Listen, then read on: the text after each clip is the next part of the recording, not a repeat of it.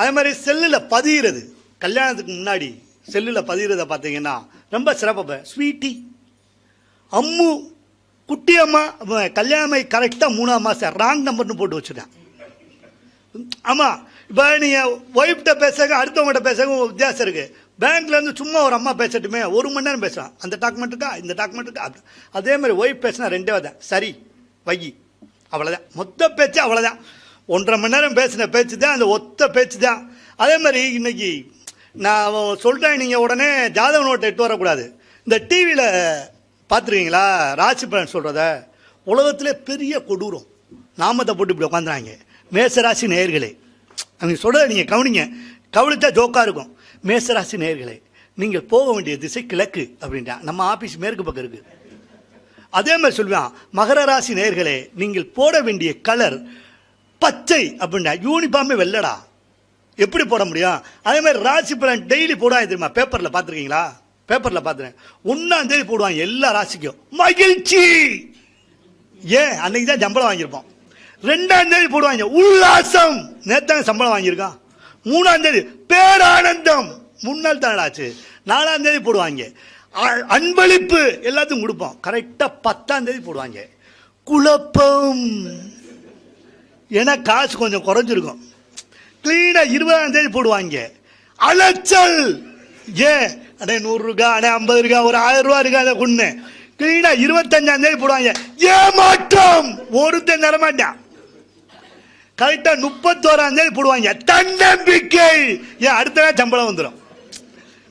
ஒரு ஜென்ரலா அது சார் கொஞ்சம் நல்லாவே சிரிங்க சார், எனக்கு சத்தம் ஒன்றுமே கேட்க மாட்டேன். இல்லை நீங்கள் ரசிச்சு இப்படியே இருந்தீங்கன்னா என் காலை சத்தம் கேட்காது. நான் எனக்கு நான்லாம் கொஞ்சம் டெக்னிக்காக தான் சார் யூஸ் பண்ணுவேன். நீங்கள் ரசிக்கிறீங்கன்னு சொல்லும் போதே, நீங்கள் அமைதியாக இருக்கும் போதே எனக்கு சில காட்சியாக வீட்டில் ஞாபகம் வருது. எப்போயுமே எங்கள் அம்மாவுக்கும் என் பொண்டாட்டிக்கு சண்டை வந்துச்சுன்னா நான் கொஞ்சம் டெக்னிக்கலாக தான் இருப்பேன். நான் உங்கள்கிட்ட கேட்குறேன், அம்மாவுக்கும் பொண்டாட்டிக்கு சண்டை வந்தால் நம்ம யார் பக்கம் இருக்கணும்? நியாயமா? நீங்கள் ரொம்ப யோசிக்காதீங்க, அது வர்ற நேரத்தை பொறுத்து. காலையில் 8 மணிக்கு வருதுன்னு வைங்க, யார் பக்கம் இருக்கணும்? பெத்த தாய் தாங்க முக்கியம்.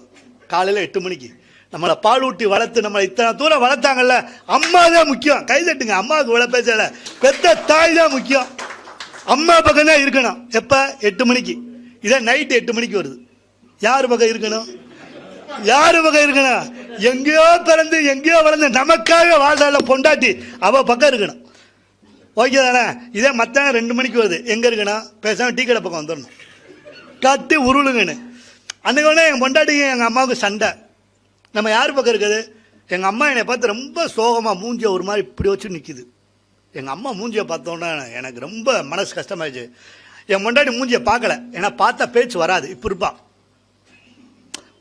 நார்மலாகவே இப்படி இருப்பானா, கோவத்தில் எப்படி இருப்பா பாருங்க. இப்படியே பார்த்தா பார்க்க மாட்டேன், இப்படி திரும்பிட்டேன்.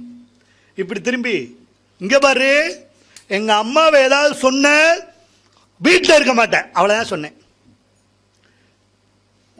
நைட்டா ஃபஸ்ட் ஃப்ளோர் போனால் பெட்ரூம் வாசலண்டா அப்படின்னா கூப்பிட்றான்னு அர்த்தம்.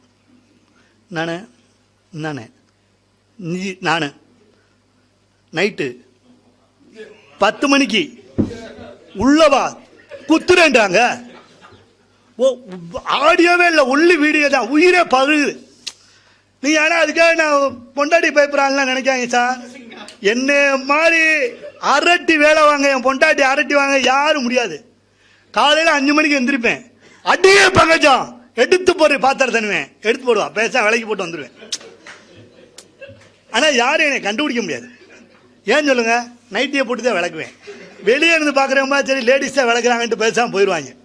எனக்கு இந்த இப்போ ஆமாம் தொழில் தருமா, எனக்கு இப்போ இந்த நைட்டி போடுறது எப்படி எனக்கு பழக்கம் வந்துச்சுன்னா, ஒரு நாள் பட்டிமன்றம் போயிட்டு வந்தேன் சார்.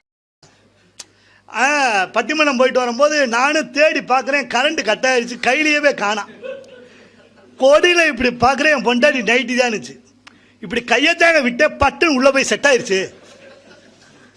அப்படி ஆனால் உண்மையாக சொல்கிறேங்க, கட்டிங் போட்டு தூக்குறத விட நைட்டி போட்டு தூங்கி பாருங்க, அப்படி ஒரு சுகமாக இருக்குது.